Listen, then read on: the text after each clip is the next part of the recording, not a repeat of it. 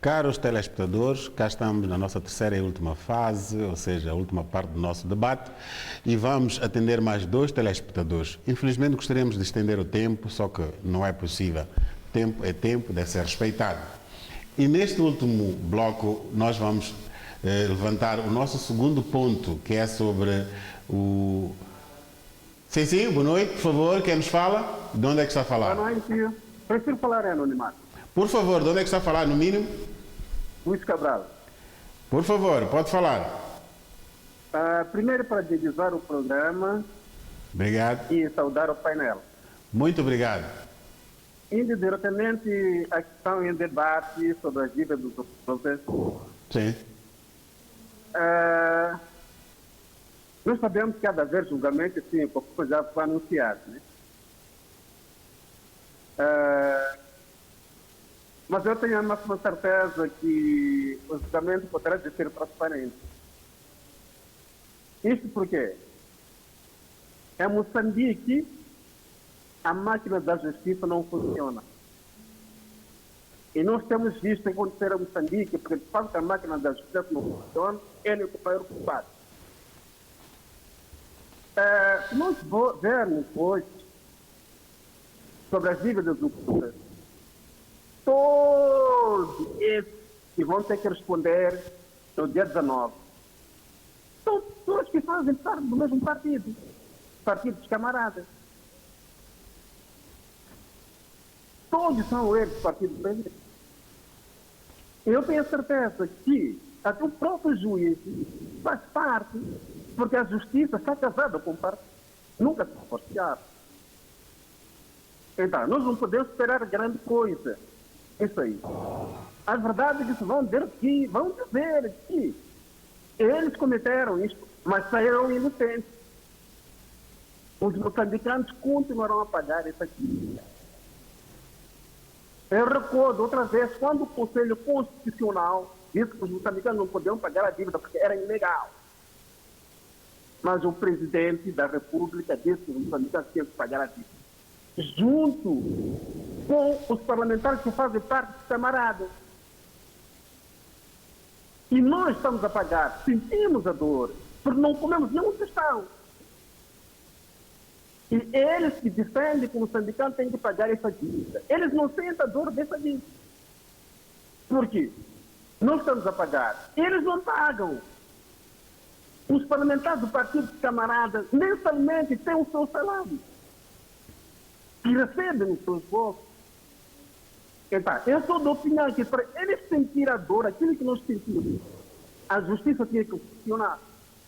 Cortar os salários a partir do alto magistrado da nação até os que fazem parte da Assembleia, fazem parte do Parlamento, os camaradas. Para eles também sentir a dor aquilo que nós sentimos e retirar as regalias. Porque aquilo que esse povo sabe que não sabe para pagar, eles para nos prejudicar dessa forma. E gostaria também, por último, dar o nome a esse programa, Desperta Moçambique. Muito obrigado, tenham continuação do bom trabalho. Muito obrigado. Nós é que agradecemos a sua participação, muito obrigado.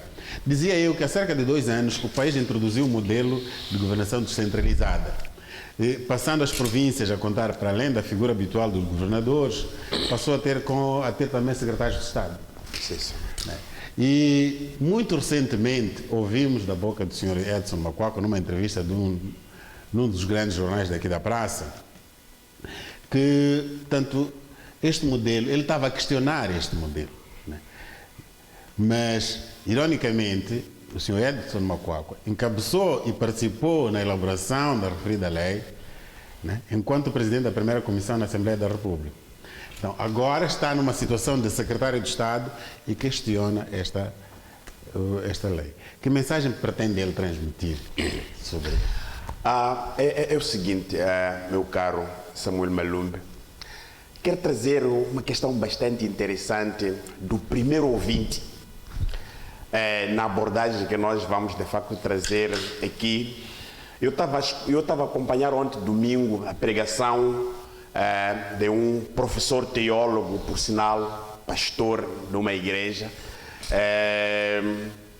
em que ele levantava uma questão bastante interessante no livro dos Primeiros Reis, 22, 3 a 8, onde ele dizia o seguinte: a dado momento as pessoas deixaram, atenção, de ouvirem a palavra de Deus, as pessoas de hoje deixaram... Um minuto só, não perca o fio do... Sim, boa noite, por favor, vamos atender a nossa última chamada. Quem nos fala, de onde é que está a falar? Aqui sou Batuelo, sou de Zimpeto. Por favor. Sim, eu só tenho uma pequena denúncia. Sim. Sim, não sobre essa questão, mas sobre gás. As empresas de gás estão a roubar gás, as botijas não enchem. Só vim fazer essa denúncia, não estão a encher gás, as botijas vêm no meio, eles não enchem nem tão pouco. Sim. Sim, então vim pedir a INAI fazer inspeção lá na empresa, lá não enchem gás esses indivíduos. Certo. Sim, é só isso só. Muito obrigado. Acredito que a Inai está atenta e vai tomar providência sobre o assunto. Obrigado. Este é o nosso último telespectador, infelizmente, mas vamos continuar com o nosso programa. Sim? Eu quero que os ouvintes prestem atenção. O pastor Pedro Augusto dizia o seguinte: as pessoas de hoje, nos dias que nós passamos hoje, as pessoas já não ouvem a palavra de Deus, querem ouvir aquilo que os ouvidos deles gostam de ouvir. Não quero ouvir a palavra de Deus, quero ouvir aquilo que os ouvidos deles gostam de ouvir. E eu quero responder exatamente esta questão bastante séria do nosso concidadão, o Edson Macuaco, uma pessoa que eu tanto respeito, e quando hoje questiona este modelo da descentralização. Mas ainda bem, porque as pessoas fazem recordar a ele que enquanto os outros diziam que o modelo não era perfeito, você sempre defendeu, dizia que este modelo era perfeito, porque a dado momento ele diz o seguinte: bom, nós tivemos que abarcar porque este modelo tinha como objetivo de mainar alguns problemas políticos internos, e fala exatamente da guerra. Foi no tempo dele. Hoje temos a lei da descentralização, temos esta epopeia de governos eleitos e governos indicados, não é? E aí, de facto, encontra este grande problema. A Renamo, o MDM, a opinião pública, no passado disseram que este modelo não era de facto viável, mas o Edson e os camaradas defenderam o projeto. Diziam: nós chegamos na altura em que nós nos encontramos, porque esses indivíduos de facto defenderam. Então, é infeliz. Eu quero que o secretário do Estado da província de Manica aperceba exatamente este cenário, que o que ele defendia como deputado na defesa do partido é aquilo que hoje ele sente na carne fora do parlamento. Porque, na verdade, quando ele levanta esta questão, então significa que, quando nós dizíamos que o modelo de descentralização, nos molde como está sendo desenhado, não era perfeito, então ele sente isso na cara. Então, eu quero exatamente trazer esta questão, fazendo exatamente esta questão da comparação. Que as pessoas não gostam de ouvir a palavra, mas gostam de ouvir aquilo que eles acham de facto.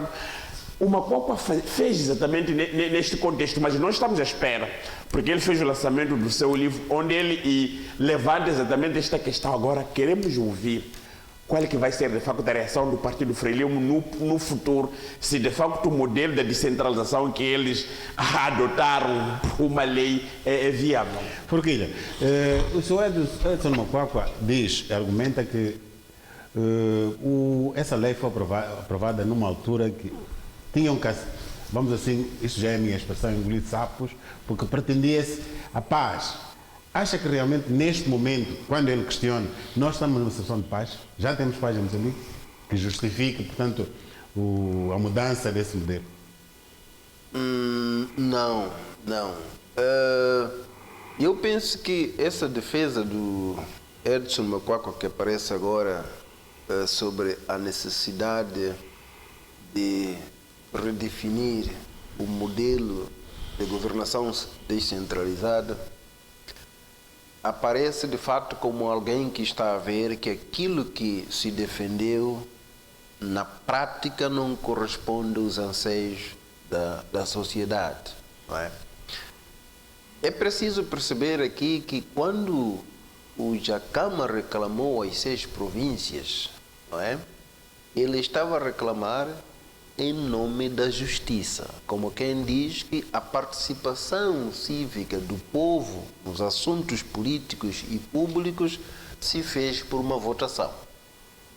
E esta votação não está sendo respeitada porque as províncias, na ótica dele, as províncias que votaram na RENAMO não estão sendo governadas pela RENAMO e continuam a viver debaixo daquela forma de governação a que eles rejeitaram por voto, não é? É por isso que queria ele governar sozinho, aliás, queria governar as províncias que venceu.